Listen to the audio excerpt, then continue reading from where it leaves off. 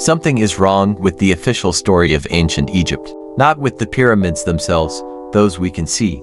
What's wrong is the explanation for how they were built. And the problem isn't the size of the stones. It's the material, granite. One of the hardest natural substances on Earth, ranking 6 to 7 on the Mohs hardness scale.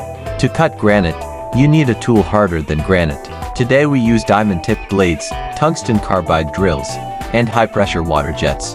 The ancient Egyptians, according to the official record, had copper. Copper ranks at 3 on the Mohs scale.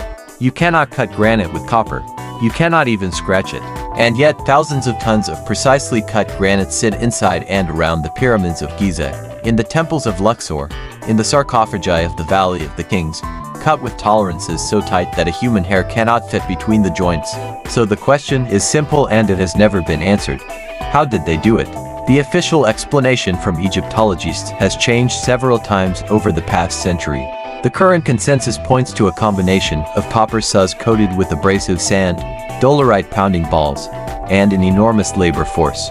And this explanation works for limestone, softer stone that copper can work. But when researchers test it on granite, the numbers break down.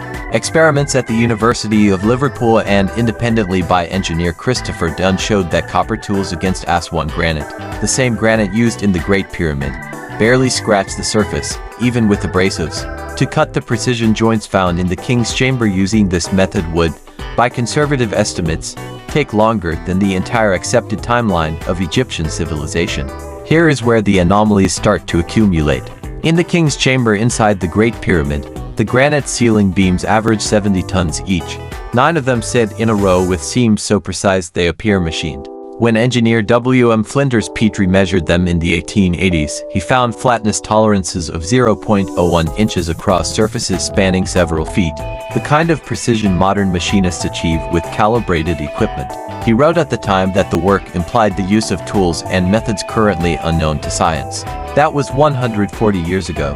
The situation has not changed. The Aswan Quarry, 500 miles south of Giza, is where much of this granite originated. And inside the quarry, there is an unfinished obelisk that was abandoned mid-cut, probably due to a crack.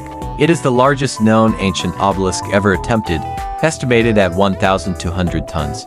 The cut marks around it are clean, straight lines running dozens of feet, not the rough, pegged surface you'd expect from stone pounding. They look, to every engineer who has examined them, like saw marks.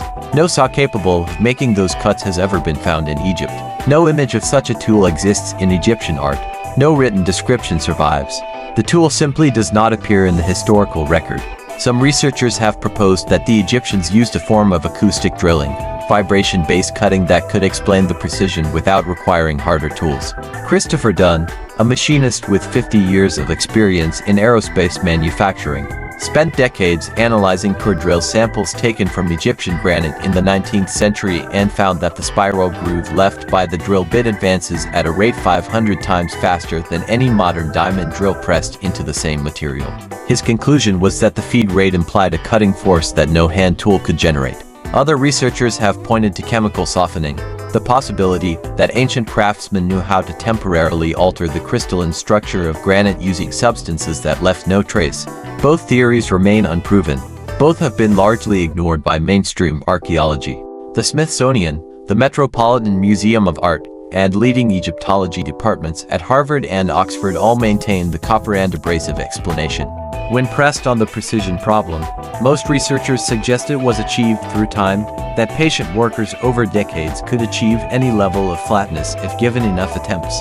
But this answer runs into mathematics. The Great Pyramid contains roughly 2.3 million stone blocks.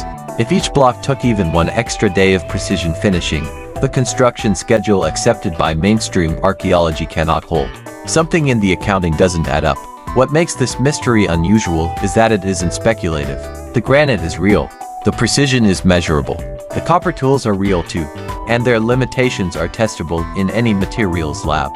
The gap between what the tools could do and what was actually achieved is not a matter of interpretation.